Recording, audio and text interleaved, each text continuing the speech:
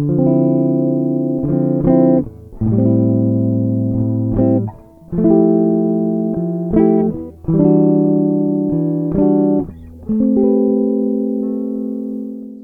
this lesson I will show you some chords and theory that people often recognize as jazzy.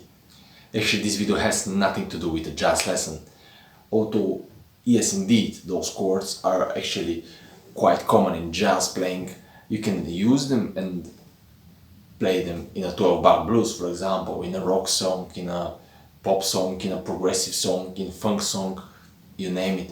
Their usage is beyond music genres. So basically, you can order the chords into three main groups. You have dominant chords, you have major chords, and you have minor chords. Also, there are diminished chords, but we will leave them aside for now. So, yeah, music theory is coming up, so hold on, and I'll try to keep it as simple as I can. A dominant chord is not as scary as it sounds, and perhaps you may have been using them already. Dominant chords are very popular in jazz, in blues, in funk, even in rock. They're basically everywhere. So a dominant chord has a root, a major third, and a minor seventh. On top of a dominant chord, we usually play the Mixolydian scale, because it also has the major third but the minor seventh. And you can ask what is the difference between a dominant and a major chord? And the difference is exactly in the seventh note, because they both have major thirds, but the dominant chord has a minor seventh, whereas the major chord has a major seventh. We'll come back to major chords a little bit later. For now, let's focus on dominant chords. So, a chord is determined by the root, the third and the seventh. You can think of chords as buildings. Those three notes are the fundament of this building. And the rest of the notes you can possibly add to the chord are like the style, the character of the building. The most common dominant shape people usually use is this one. And it does the job perfectly, but I'll show you two more dominant shapes to spice up your playing.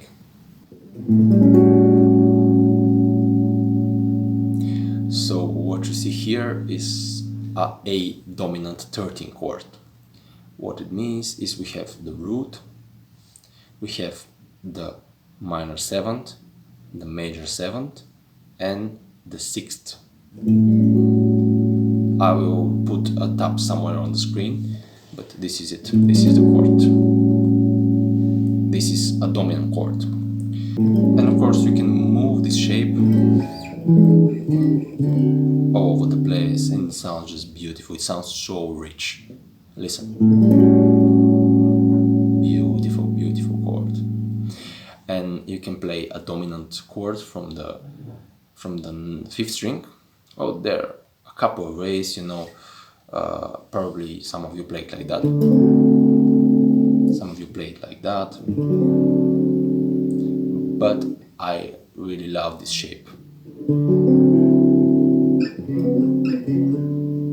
Again, I'll put a tap on the screen, but basically it is your root, our D, major third, minor 7, and second, which makes it a D dominant 9 chord.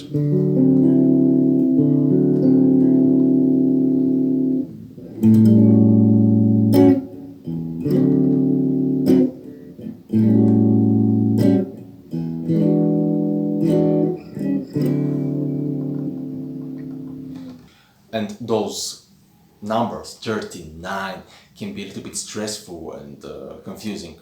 But let me explain what they actually mean. They represent your 7th note scale, but an octave higher.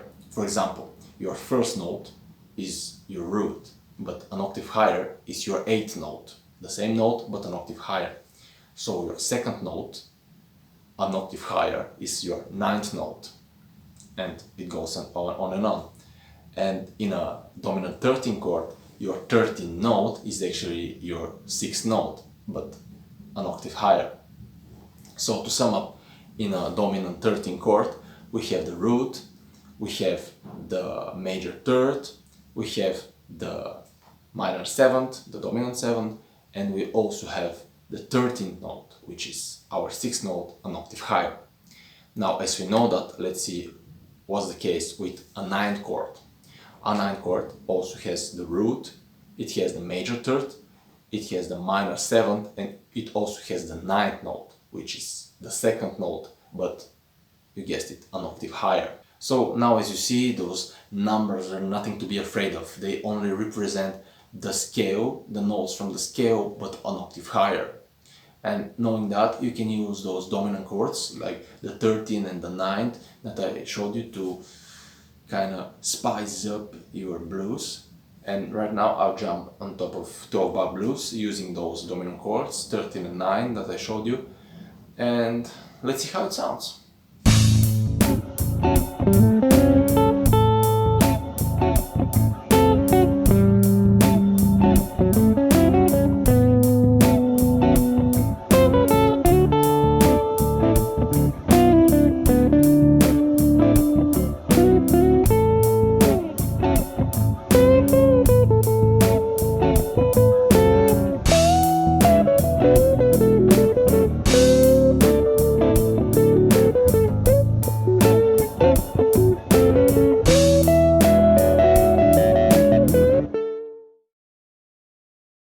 A major 7 chord has a root, a major third, and a major 7th.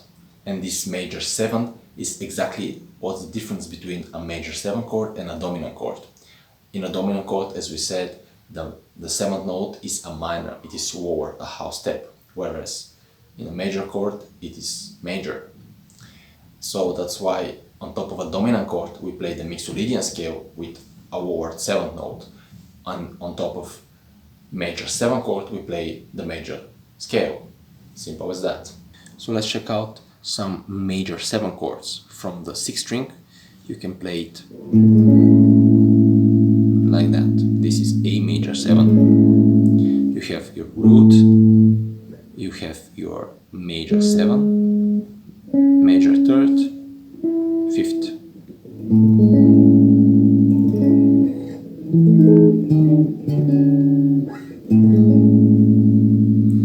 And from the 5th string, the shape that you probably know is this one. But I prefer to play it, which actually makes it a D major 7/9 chord, because check it out, you have the root, you have the major third, the major 7th, but also the 9th. D major 7/9 chord. Beautiful, beautiful. Also for me, in the beginning it was very confusing how the notation of major 7 chords works, because, well, everything that you see on the screen is a major chord, major 7 chord. You can see how major chords are combined with your typical chords in songs like Under the Bridge by Red Hot Chili Peppers, Something by the Beatles, Us and Them by Pink Floyd, and also major 7 chords can be used as turnaround. For example, The True Is Gone by B.B. King. A minor 7 chord has, again, the root, the minor third, and the minor 7. And probably most of you play the minor 7 like that, but I prefer to do it over here, which is again your 6th over here, your root, then the 5th string is muted and you bar everything below. So you can play a minor 7 chord from the 5th string again, and most of you, for example, let's take D minor 7, play it like that, which is perfect, but I prefer to use sometimes this shape.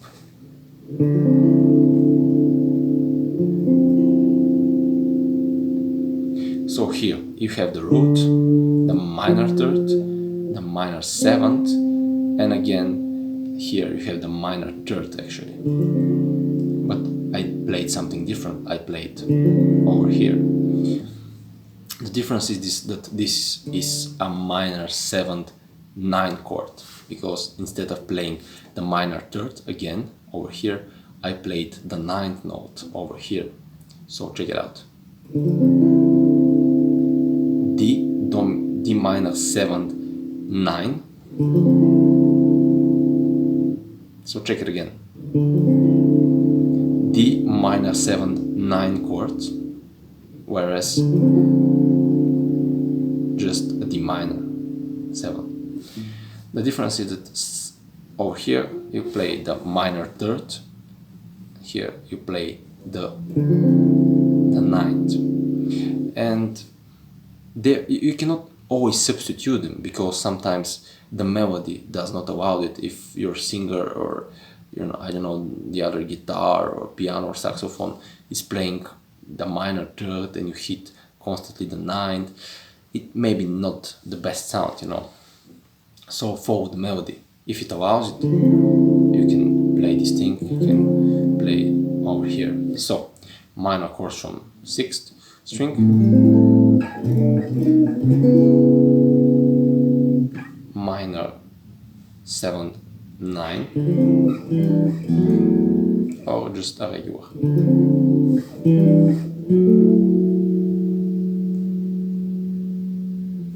And again, you can use those minor 7 chords in a minor blues, for example, in a ballad. You can use them however you want. They are not strictly jazzy chords, whatever it means. And now I'll jam a bit in a 12-bar minor blues to show you how you can use those chords.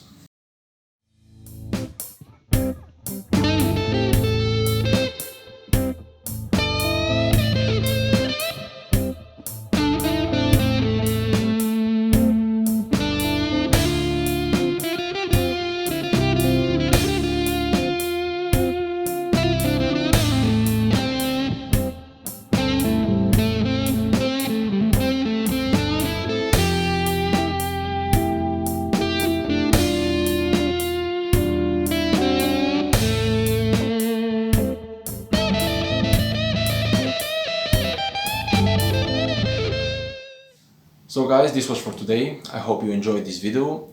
Leave a like, subscribe, and I'll see you in the next video. Cheers!